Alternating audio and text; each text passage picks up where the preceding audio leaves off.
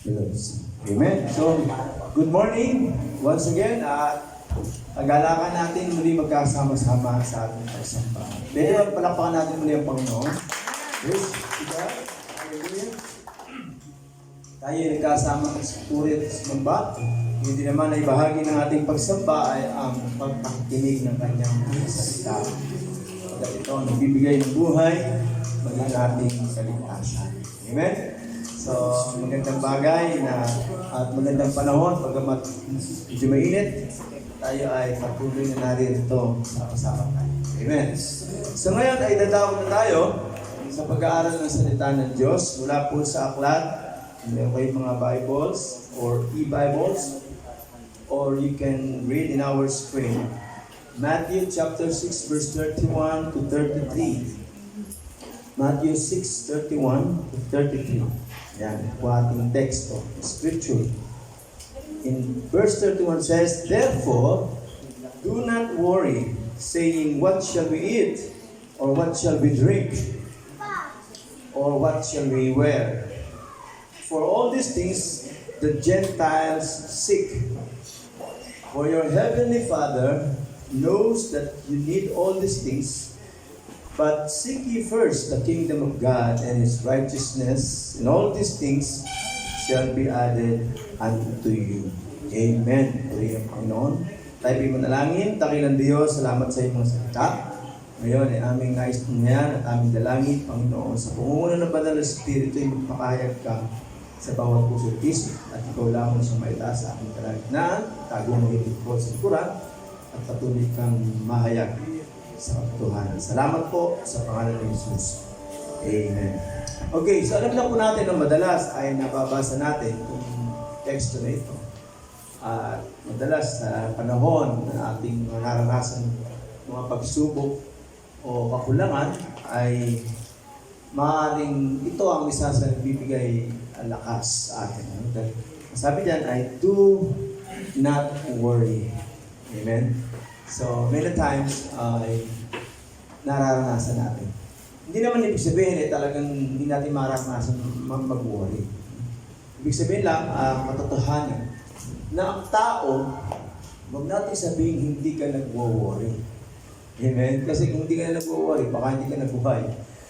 So, hindi naman talaga maiiwasan. Kahit na ikaw ay Christian, nag-worry ka pa rin. But then the Bible says, it says that do not. Ayan. So it serves as inspiration, encouragement for us. Though sometimes we worry, but the Bible says do not worry. So parang isang ama na, anak, huwag ka nang mabahala. Di ba? Huwag ka nang mangamba. So ito po yung simpleng pinahahayag, ano?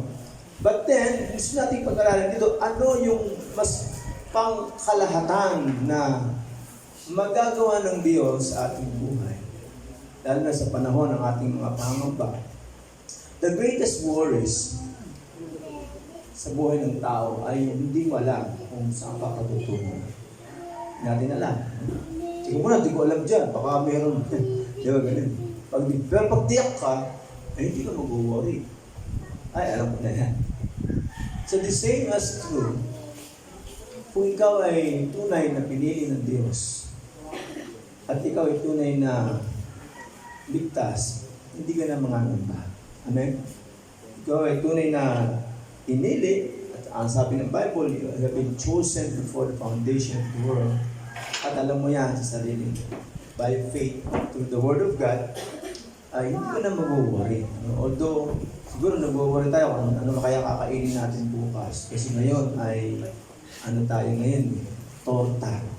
Siguro bukas ay, ano na bukas? Kasi kahapon, tortang gulay. Ketching. Susunod siguro bukas nala yung gotong lomi, Batangas. Pwede na. So, many times, nag-worry tayo. But then, ano gusto natin pag-usapan sa buhay natin? The key verse here is the verse 33, sabi ng, "But seek ye first the kingdom of God and His righteousness, and all these things shall be added unto you." So, binanggit dito yung kingdom of God. So what kind of assurance we need in this present life? Ano ba gusto nating karoon ng kasiguraduhan in this time of trouble and crisis? Mahalaga yung meron kang katiyakan. Nakalipas po na pandemic time, ay maraming mga kabalisahan, maraming mga takot, hindi natin alam ang nangyayari. But then the Bible, the Word of God, gives us more encouragement that we need not to be worried. So paano paraan? Sabi doon, seek first the kingdom of God. Dito kung titingnan natin, ano ba ang kahulugan ng assurance? So, ang kahulugan ng assurance means confidence of mind or manner, easy freedom from self-doubt or uncertainty. Hindi ba yun? Okay? So, assurances may depend on whatever kind of leaders we may have. Yan. Okay? Kapag depende raw, kung magkakaroon ka ng katiyakan, depende sa nag-aakay sa iyo. Like for example, leader, no? We talk about leader. If you have a family, then you have a father. And definitely, if your father is your leader, you have assurance. Because you see your father. And your father is your leader. Amen? Panatag ang anak kasi andun ang tatay. Sila yung leader. Sila yung kanilang pinanundadala nila. Hindi sila mapapahamak. That's the same thing in whatever leaders we may have in this life. There are two kinds of kingdom with its own king or leader. Number one, yung tinatawag na kingdom of this world. Kingdom of this world. And it talks about the physical or the fleshly kingdom. And Satan is the king. Amen? So alam natin, no? Then number two, kingdom of God. Ito naman ay tumutukoy na tinatawag na spiritual kingdom. And Jesus is the king. Dito medyo nalito ang maraming mga Hudyo, no? At ang akala ng marami, sabi na ang paghahari ng Panginoon ay nalalapit na. Ang akalang tinutukoy ay physical kingdom. Kaya talagang kaharian, may hari, at nakasakay sa majestic horses and chariots. So something like that, no? But then, the kingdom of God talks about the spiritual kingdom. Sabihin natin, spiritual kingdom. Yan. So yan po ang tinutukoy dyan. Okay? Sabi ng Bible, the right time has come, he said, and the kingdom of God is near. Turn away from your sins and believe the good news. So nabanggit ang kingdom of God, and then turn away from your sin. It talks about repentance, and then believe the good news. So when we talk about the assurance of life in the kingdom of God, or in God's kingdom, there is really assurance of life in God's kingdom because, number one, tingnan po natin, there is assurance of life in God's kingdom because, number one, Jesus Christ is the King. Amen? Jesus Christ is the King. Ano pa ibig sabihin? Ito sa binasa natin, bagamat ito po ay tumutukoy sa sinasabing huwag tayong mangumba, the king's word or command, pag sinabi kasi ng hari, ay hindi mababalik. Di ba kasabihan? Pag nagsalita ang hari, makapangyarihan niya. There's authority. Amen? Then likewise, from the word of God, it says here that Jesus Christ is the King in the kingdom of God. That's why we have assurance. Do not worry. Sabi doon, no? Ano sabi? Sa verse 31, yung binasa natin kanina, therefore, ano sabi? Therefore, do not worry. Yan. Saying what shall we eat, or what shall we drink, or what shall we wear. Take note of this. Sino ang nagsasalita dito? Okay? Sino nagsasalita dito? Doon sa Matthew chapter 6, verse 31 to 33, sabi na, ang nagsasalita po dito, walang ibang hindi ang Panginoong Jesus. And it says here that Jesus Christ is the King in the kingdom of God. And of course, it talks about the spiritual kingdom. Amen? So, pag sinabi ng hari, huwag kang mabalisa. How much more the Lord Jesus Christ as our King. Ang sabi doon, huwag kang mangamba, huwag kang mabalisa. Okay? So magtitiwala ka ba? Of course, yes. No? Magtiwala tayo. He is our King in the kingdom of God. Do not worry. Also in Revelation chapter 19 verse 16 it says, "And he hath on his vesture and on his thigh a name written, King of Kings and Lord of Lords." Wow, hallelujah.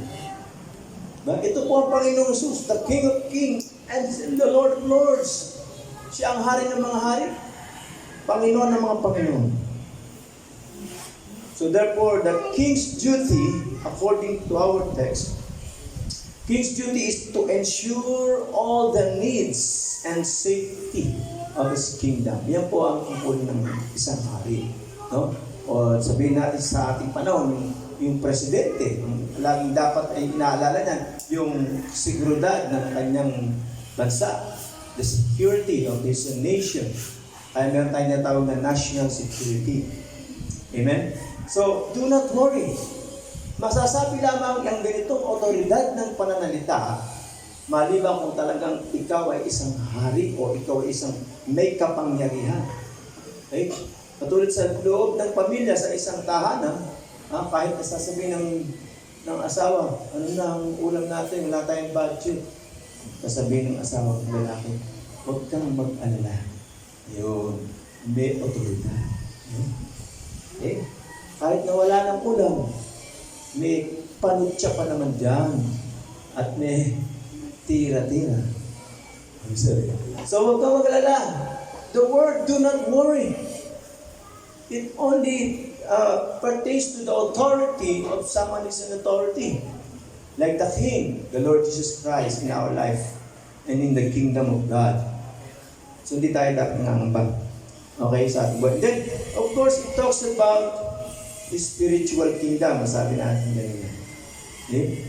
Doon sa Matthew 6:31, "Therefore do not worry, saying, what shall we eat, or what shall we drink, or what shall we wear? For after all these things, the Gentile seek." Ang kausap ng Panginoon dito, mga Hudyo. Ibig sabihin itong mga Hudyo, sa Bible, sila po yung mga chosen people, pinili. They belong to the kingdom of God. So paano tayo ngayon, mga Gentiles? Tayo ngayon, according to the New Testament, we become the spiritual Jews. We are Gentile, but then because of our faith, tayo itinuring na rin na mga pinili ng Diyos. Mamaya pag-aaralan na natin. Okay, so assurance of life in God's kingdom pertains to our salvation. Yan, it pertains to our salvation. Why worry? Especially in our spiritual life. Again, God's kingdom means the spiritual kingdom and consists of those who are called, chosen, and become faithful by the King to be part of His kingdom. Sabi ng Revelation chapter 17 verse 14. Basahin natin, meron ba dyan? Ayan. Revelation chapter 17, 14. Ayan. Ayun. "For He is Lord of lords and King of kings, and they that are with Him are called and chosen and faithful." Yeah. Okay? So, ang sino man daw kasama doon sa kingdom of God ay yung mga tinawag, pinili at nagiging tapat. By the King. Faithful by the King. So isang mahalagang aral sa buhay natin, pagkamat marami na matagal tayong Kristiyano, ay yung paano ba tayo talaga nagkakaroon ng kaligtasan o nagkakaroon ng katiyakan ng ating kaligtasan. Sabi ng maraming ay dapat ay ikaw ay nagiging tapat. Dapat hindi ka gagawa ng masama, hindi ka magkakasala. Yun talaga dapat. Pero wala namang makagagawa nun. No one is righteous, sabi ng Bible. Okay? Kaya paano tayo naliligtas? Hindi natin alam. So, ang magiging resulta, you will worry. But the Word of God says, do not worry. At tinutukoy doon, what you will eat, wear, or drink. It may be, means like the physical things, but then in our spiritual life, God may also say said to us that do not worry. If you want salvation and you trust God, you have faith in God, do not worry. That's the way you can have faith. Faith is being without worries in your belief. Amen? Kaya sabi niya, for He is the Lord of Lords and King of Kings, and they that are with Him are called and chosen and faithful. Those who have assurance in God's kingdom are called. Yung tinawag. Sabihin natin, tinawag. Yeah. So ang kaligtasan, ang assurance about salvation, talks about salvation, that we do not have to be worried about our lives, is those who are called by the King. Sabi doon, di ba? Sabi nga sa natin. Because Jesus as our King wants to have peace with us. Calling our attention through informing us about the gospel that talks of God's wrath. Yeah. Bakit ba tayo tinawag? Okay? Bakit tayo tinawag? Ang sabi ng Bible, many are called, you are chosen. Tumutukoy din sa kaligtasan niya. Maraming tinawag. Paano ba tinatawag? Kapag ka tumatawag, ay nasa isang malakas na pagpapahayag. Tinatawagan ang lahat. So, we are called. Tinawag ang marami. Pero, ang sabi ng Bible, hindi lahat maliligtas. Amen? Hindi lahat maliligtas. At marami ang mapupunta sa apoy ng impyerno. Yan ay mababasa natin doon sa Matthew chapter 7. Sabi doon, there is wide and narrow gate. No? Merong maluwag at makipot na daan. Marami ang napupunta sa maluwag, ayaw sa makipot. Pero yung makipot, masikip naroon ang patungo sa buhay. Maluwag, patungo sa kapahamakan. Ibig sabihin, ayaw nila nang nahihirapan sila, ayaw nila nang pinipigilan sila sa kagustuhan nila. At ayaw sumunod sa sinasabi ng Biblia. Yun po ibig sabihin. So, called. Those are people that have the assurance in God's kingdom. Called by the King. Romans 3:23, for all have sinned and fall short of the glory of God. Lahat tayo ay makasalanan. Then Romans 6:23, for the wages of sin is death. Ang kabayaran ng kasalanan kumakay. Ito ay nagpapaalala sa atin na ang Diyos, hindi lang God is love, but rather, God is also God of wrath. Minsan kasi doon natin pinangahawakan ng tao, God is love, God is love. Diba? Totoo yun, pero ang isang katotohanan din, ang Diyos ay Diyos ng pagkagalit. Nagagalit siya sa mga sumusuway. Kaya nga mayroong impyerno. Kaya yung nabanggit na natin minsan na napakinggan natin madalas, ang sabi, di ba, God loves the sinner but hate the sin. Narinig nyo na yun, di ba? Nabanggit natin dati. So, ito ay isang malaking panliling lang sa pangunawa ng patungkol sa katotohanan. Sabi ng marami, o sabi ng ibang nangangarag, God loves sinner but hates sin. No. But the truth is, God hates sinner. Why? Sinong itatapon sa impyerno? Di ba yung sinner? Di ba? Tama sa pen, God loves the sinner. Pinagagaan kasi ng mga makabagong pangunawa yung galit ng Diyos. Parang nililin lang tayo ng Diablo. Kaya nalilito ang mga tao. When it talks about the assurance of life in God's kingdom, we need not to be worried because Jesus Christ is our King and He is our Savior. Amen? Manalig tayo na hindi tayo ipapahamak niyan. Ang sabi doon, with Him, those that are with Him are called. Kung tunay ka talagang nananalig, ikaw ay ligtas, ikaw ay isa sa mga tinawag. Sabi doon, Isaiah chapter 53 verse 6, all we like sheep have gone astray, we have turned everyone to his own way, and the Lord had laid in him the iniquity of us all. Ipinakikita ng salita ng Diyos ang kapahamakan ng tao, na may galit ang Diyos sa pagsuway ng tao. Yan po ang katotohanan. We have been called to hear the truth of God's wrath. Yung katotohanan ng Diyos nagagalit. Kasi ang pinamukha sa atin, pinamulat sa atin, minamahal tayo ng Diyos. Of course, God is love. Pero ang Diyos nagagalit sa iyo. Yan ang ayaw natin tanggapin. Nagagalit ang Diyos sa iyo dahil sa mga ginagawa mong kasalanan. Hindi, mahal ako ng Diyos. Yes, pero nagagalit siya sa iyo. Diba? Ang hirap nating matanggap na galit ang Diyos sa atin pag tayo nagkakasala. Nililang tayo ng maraming pangangarap. Amen? But then, ang sabi dito, we have been called to hear the truth of the gospel. That in Romans 23, all have sinned. Lahat tayo makasalanan. Sa 6:23, tayo papuntang impyerno. Tayo lahat ay nagkanya-kanya na landas. But then, sabi dito, we are also chosen. Yan, dito napapasok yung mga naligtas. Okay? So we've been chosen to let us feel and reminded how we are all special to God. We are made in God's likeness through His own hands, and that we are unique on our creation. When we talk about the assurance of life in God's kingdom, we are called, and number 2, we are chosen. In Ephesians chapter 1, verse 4, for He chose us in Him before the creation of the world to be holy, blameless, in His sight, in love. Okay? Marami pong mga mangangaral, pastor, ayaw ng doctrine of election. Medyo nalilito kayo ngayon, no? Pero we have to study about that.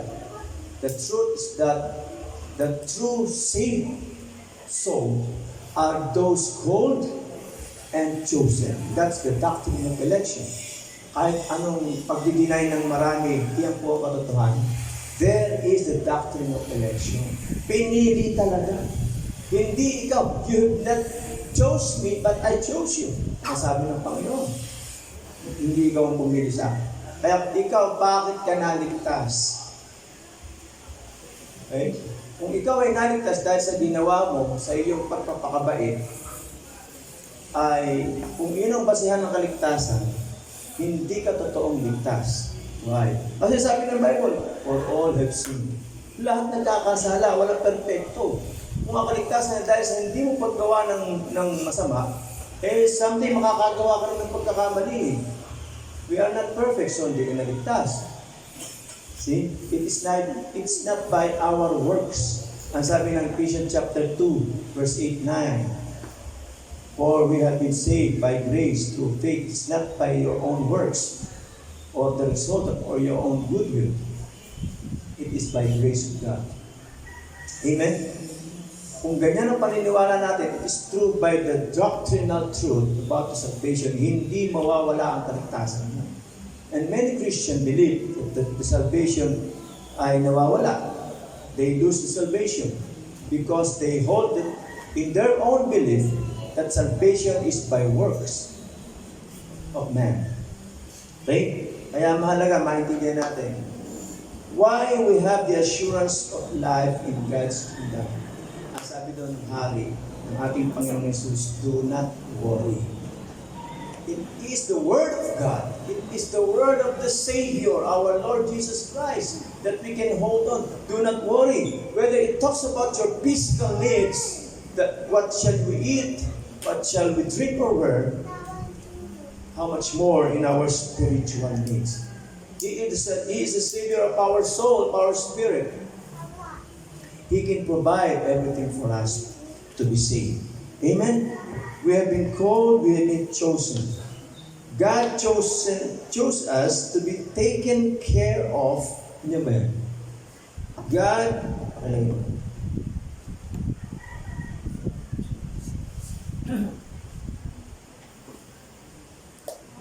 chose us to be taken care of and loved.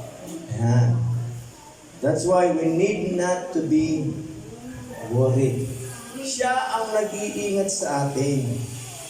Okay? Siya ang lumikha sa atin. Sabi ng Bible, Ephesians 2:10, for we are His workmanship, created in Christ Jesus for good works, which God prepared beforehand that we should walk in them. Na dapat tayo lumalakad ayon sa kalooban ng Diyos at ayon sa pagkakalika sa atin, created in Christ Jesus, chosen to be loved and provide all our physical and spiritual needs. Sabi ng Bible sa Philippians 4:19, "My God shall supply all your needs according to His riches in glory in Christ Jesus Christ." Amen. We have been called, we have been chosen, and number 3, we should be faithful. Sabi ka. Why? It is the Lord Jesus Christ as our King made us faithful. Yan. He wants us to be with Him till the end. That's the way God saved us. It's not by our own works of being faithful to God, but it is through God, the Lord Jesus Christ as our King, made us faithful. Kasi marami tayong nakalilin lang na narinig na pangaral. The reason why you are faithful is not because of yourself. It is because of the Lord Jesus Christ. And that is what we call by grace. Amen? It is by grace. Kasi kung aasahan na magiging faithful mo, hindi ka na magiging faithful. Hindi tayo magiging faithful kahit kailan sa Diyos. But only through the work of the Lord Jesus Christ in our lives. It is by grace. He made us faithful to God. Kaya yun yung sabi doon, no? So, binasa natin kanina. That's why sabi doon sa una, do not worry. Anong gagawin ko para maligtas? Baka hindi ko alam. Ano mabubuhay spiritually? God shall supply all your needs. What shall you eat or drink or wear? Whether it talks about the physical or the spiritual sense in God's kingdom, God is the reason why we can make it to the end. That we shall be faithful unto God. Amen? Called, chosen, and faithful, for God provides our spiritual needs. Sino ba nagbibigay ng pangailangan nating spiritual? Ang Diyos. Kaya sabi niya sa Philippians chapter 1 verse 6, being confident of this very thing, that He who began a good work in you will be faithful to complete it until the day of Jesus Christ. Yan. Siya na nagsimula ng mabuting bagay sa iyo ay magiging tapat hanggang sa pagdating ng amin. Sino ba nagsimula ng mabuting bagay sa atin? Ang Diyos. Ang Diyos, Espiritu Santo na siya bumuhay sa ating patay na kalagayan. Diba pinag-aralan na natin, sabi doon sa Bible, for you were spiritually dead, but God raised us up. Pinuhay tayo. Kaya dito papasok doon yung the doctrine of grace na dapat naunawa natin. Kaya tayo ngayon ay nananampalataya dahil binuhay ka ng Diyos. Amen? Nagkaroon ka ngayon ng interest. Kahit anong share mo sa taong patay, hindi tutugon. So kaya lamang tayo tumugon sa ating pananampalataya sa Diyos dahil binuhay tayo. Amen? Amen po ba? Amen. Lagi mo tanggapin niya sa sarili mo. Dahil kung hindi, ibig sabihin, ikaw ang may hawak ng pananampalataya. It's not because we hold on, but God is holding us. Amen? That's why we are saved. That's why we are faithful. We know that God is holding us. He made us faithful. Then we need not to be worried about our future, our salvation. It will not lose. We will not lose our salvation. Kasi maraming naniniwala na nawawala ang salvation. Ikaw ba gusto mong nawawala ang salvation mo? Ha? Gusto mo, hindi ka pala ligtas. Amen. Siyempre gusto natin, ligtas ka talaga. Ngayon, paano? Pagkaroon ka ng katiyakan, the assurance of your life, in your spiritual life, talks about the kingdom of God. Assurance about your salvation. Yan po tinutukoy. No? Since the kingdom of God means your spiritual life. Okay? So if God is faithful to provide for our spiritual needs, it is even easier to be faithful for our physical needs. Vice versa. No? Kung ganun tayo ililigtas niya, tiyak tayo may kaligtasan, kasi yun na yung pangailangan ng physical. Ibibigay ng Lord yan kung naniniwala kang ligtas at ang iyong kaluluwa ay kanyang binubuhay araw-araw. Actually, binuhay ka na. You've been born again in the Spirit. Hindi yan dahil sa iyo. Dahil yan sa Diyos. Amen? So, we have the assurance of life in God's kingdom. Again, when we talk about God's kingdom, it talks about your spiritual life. Amen? If you really want to be in God's kingdom, it talks about your spiritual life. Ang sabi ng Bible sa John chapter 3, verse 3 or verse 5, unless a man born in the Spirit and water, he cannot enter into the kingdom of God. Hindi siya makapapasok malibang siya'y mabuhay ng muli. Ang tanong, ikaw ba bumuhay sa sarili mo? Sino dito magsasabi kaya siya pinanganak dahil siya ang bumuhay sa sarili niya para maging sanggol? Wala. Di ba? Lahat tayo hindi natin alam bakit tayo nabuhay. Ang Diyos ang may kalooban. Whether by physical birth or by the spiritual birth. Kung ikaw man na-born again, hindi dahil sa ginawa mo, kaya ikaw ay pinanganak sa Espiritu. Hindi dahil sa biyaya ng Diyos. It's only by grace of God. That's why we need not to be worried. There is assurance of life in the kingdom of God. Amen? Sabi mo sa katabi mo, ligtas ka na sa biyaya ng Diyos. Amen? Ang tanong, kung duda ka, may problema ka.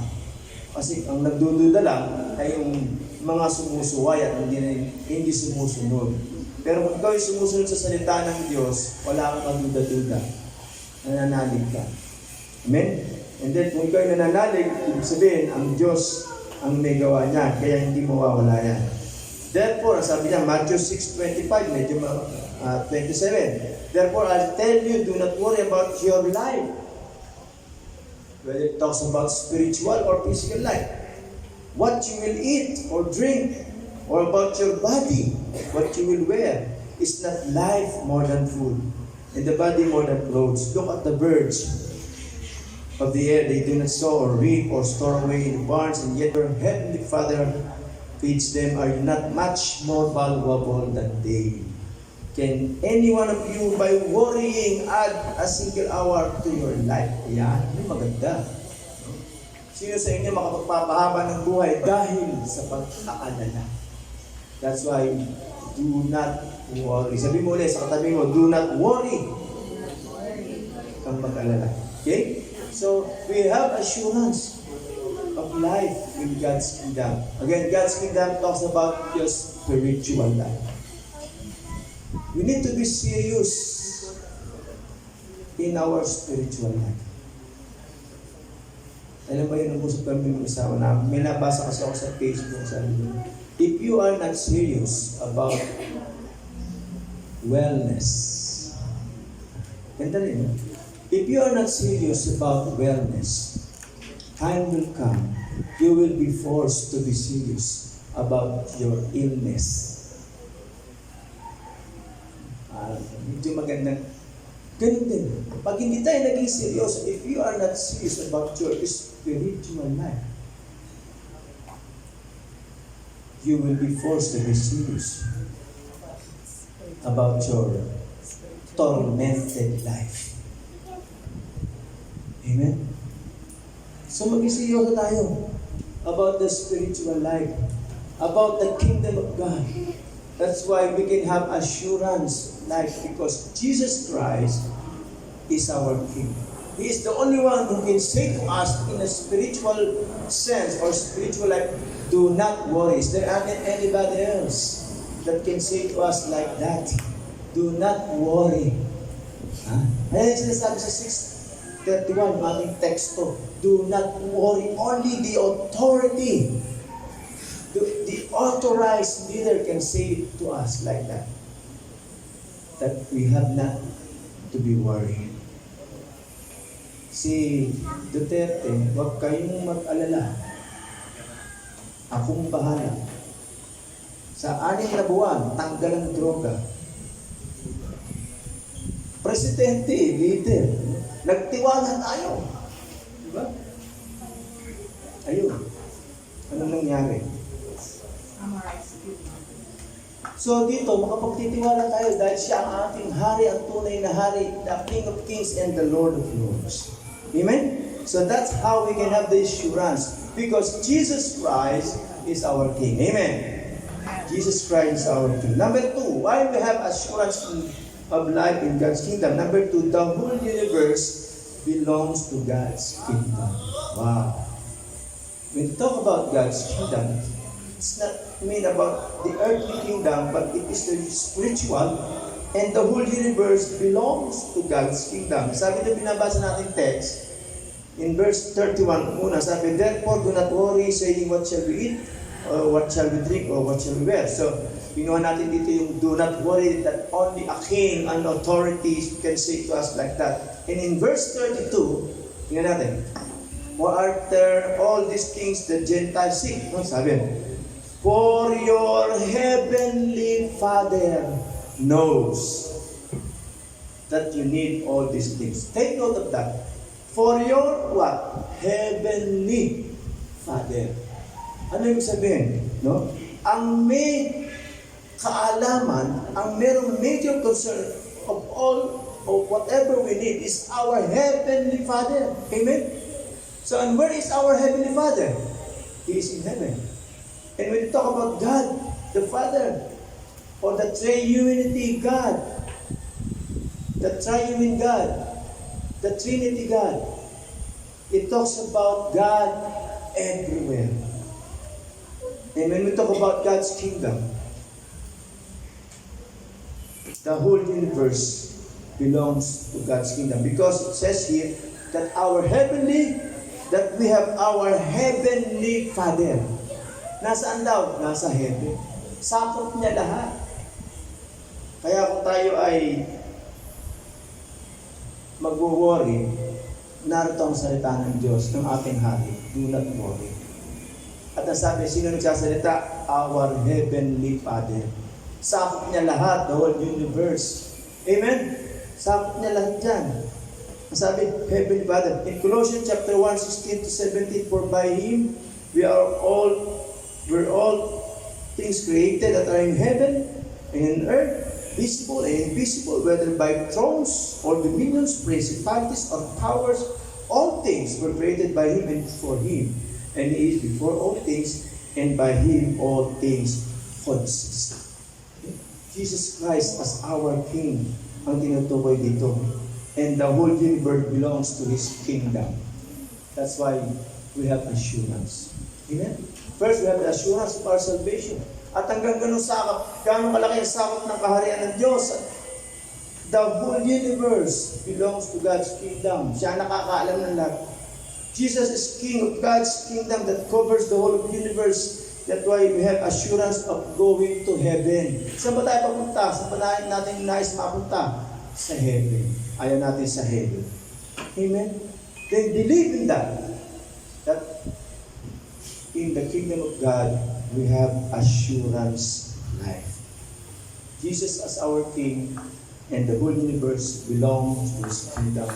The reason why we have the assurance of our salvation is our King.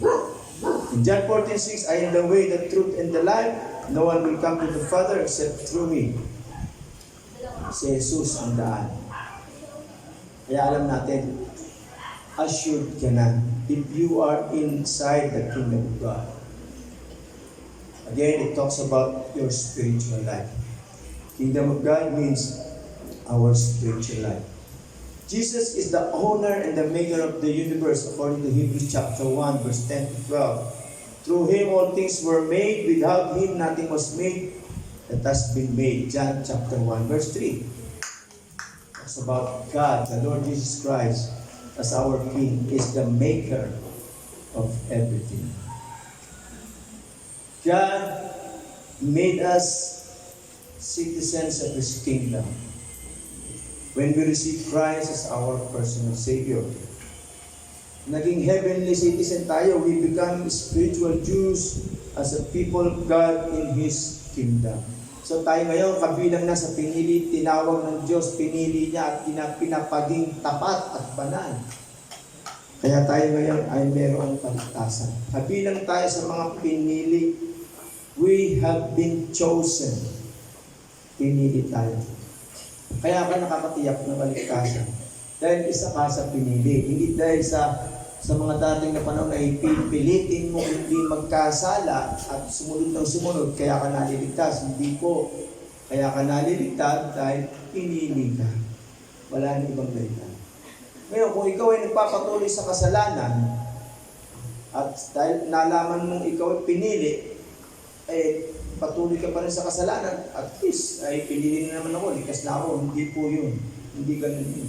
Kung nagpapatuloy isang tao sa kasalanan, sa kapila na sinasabi ng banal na kasulatan na ikaw ay ligtas dahil sa pagkapili sa iyo, at patuloy ka namang gumagawa ng kasalanan, hindi ka pinili.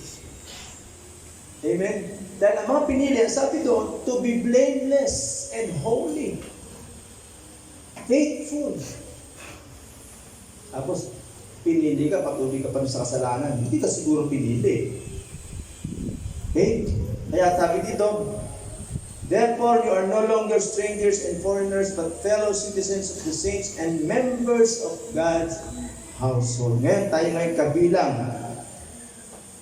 sa pinili ng Diyos at bahagi na ng sambahayan ng Diyos sa kaharian niya.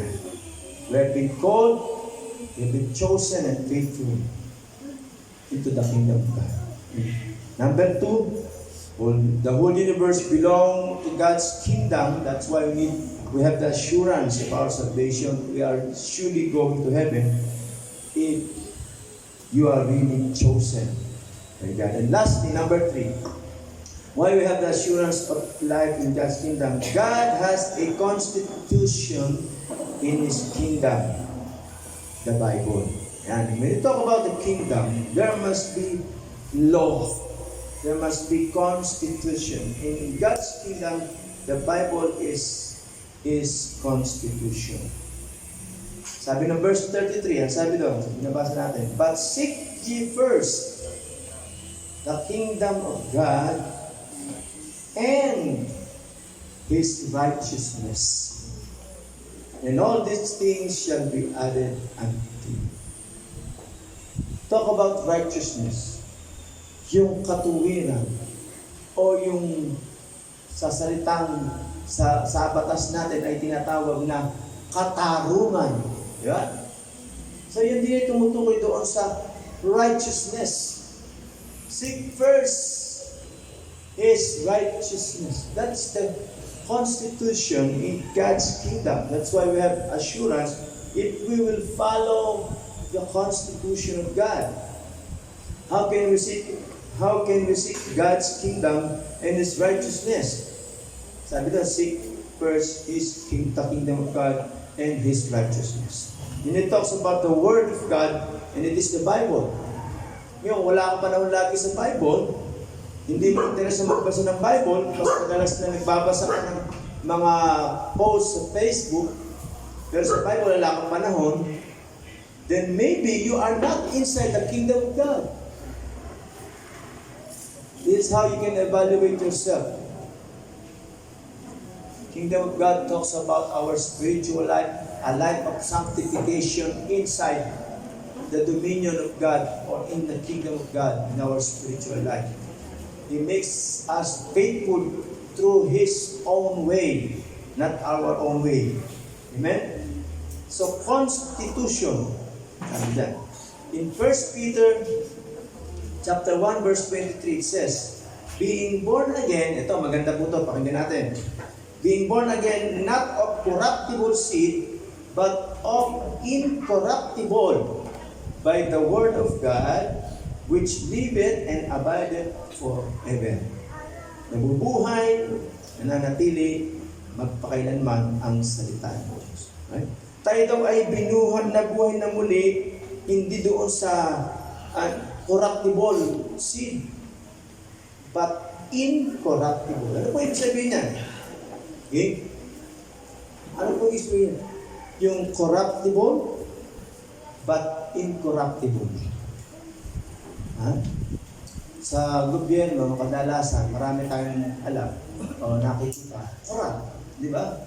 Yung sikit na salita, corrupt yan eh. Gobyerno, corrupt. Di ba ganyan? Nakukurap. Ibig sabihin, wala ang katarungan, wala ang katuwiran, at ang kabanalan. Nakukurap eh. Amen? Gusto naman natin? Nakakasunod ba tayo? Para makatahim kayo eh. Amen ba? Okay. So, being born again, not of corruptible seed, but of incorruptible by the word of God. Sabi, kung talagang ligtas ka, hindi mo pwedeng dayain.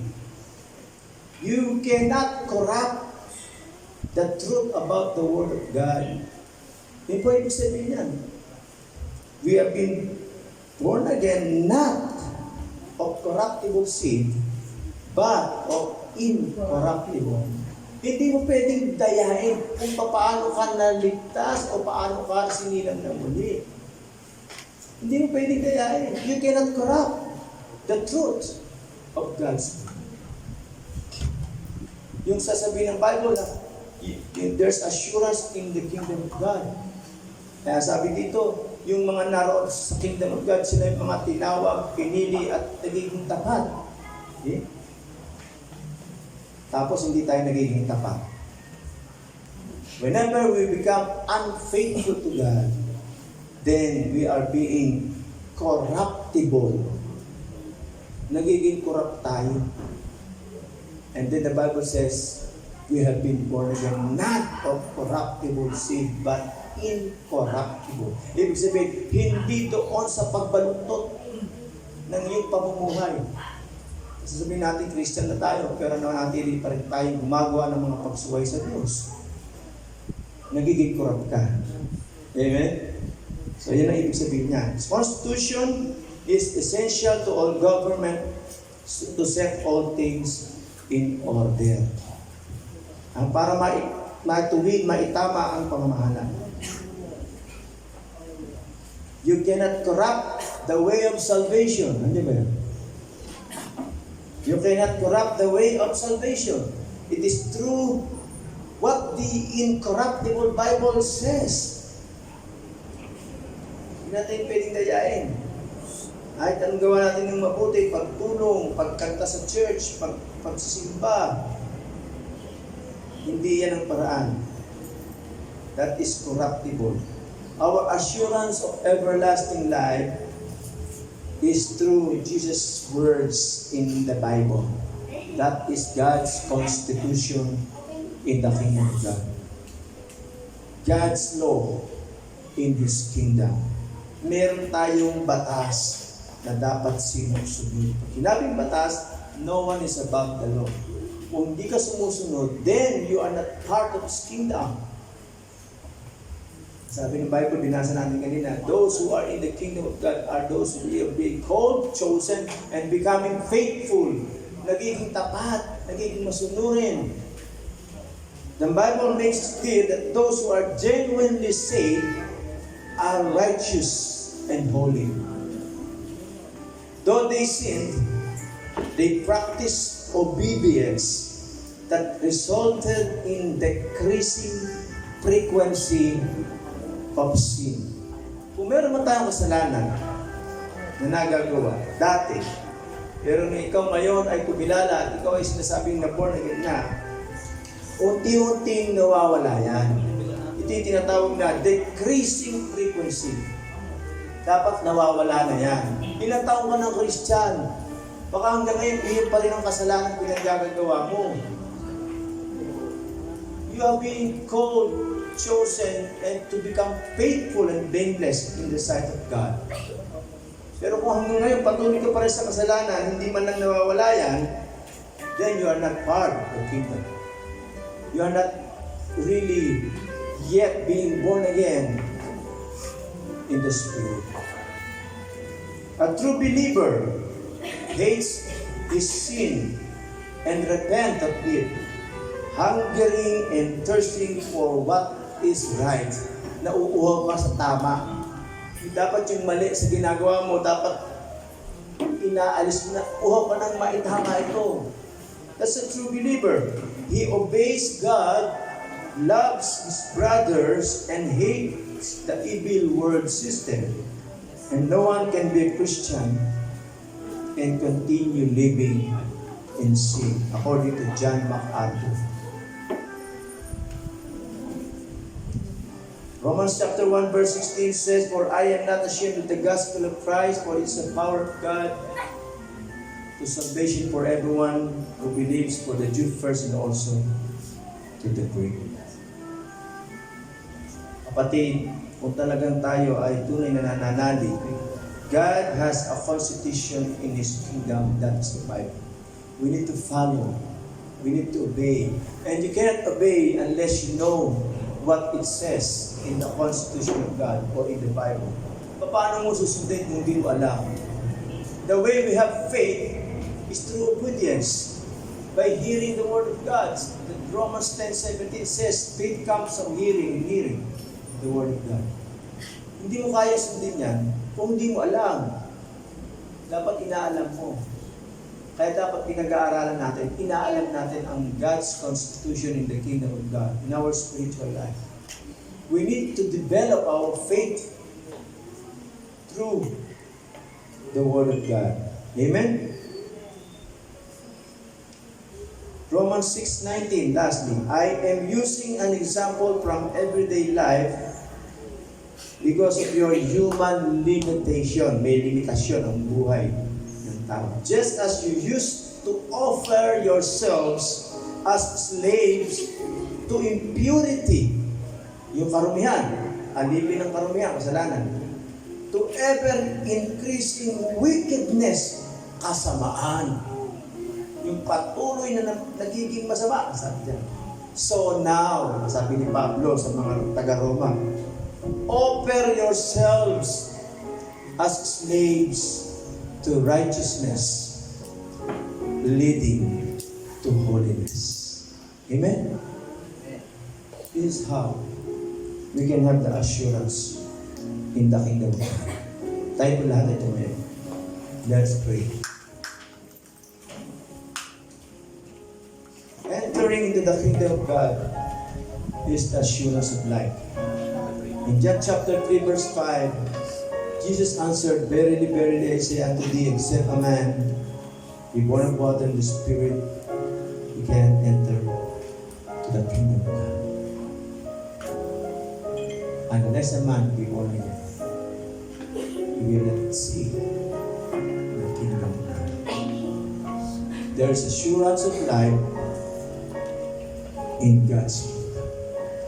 Our Heavenly Father, we pray that as we live our lives in your kingdom, may we continually feel your presence and the guidance of the Holy Spirit through the Word of God in our lives, that we may obey and follow all the rules of God's constitution inside the kingdom of God, so that we may develop our trust, so that we may not be worried about our lives, whether in physical or spiritual, that we may trust you all the way, that you are our God, you are our King in the kingdom, and that your kingdom hovers all the universe, and that through your powerful and holy word, we may obtain righteousness and holiness that lead us into salvation.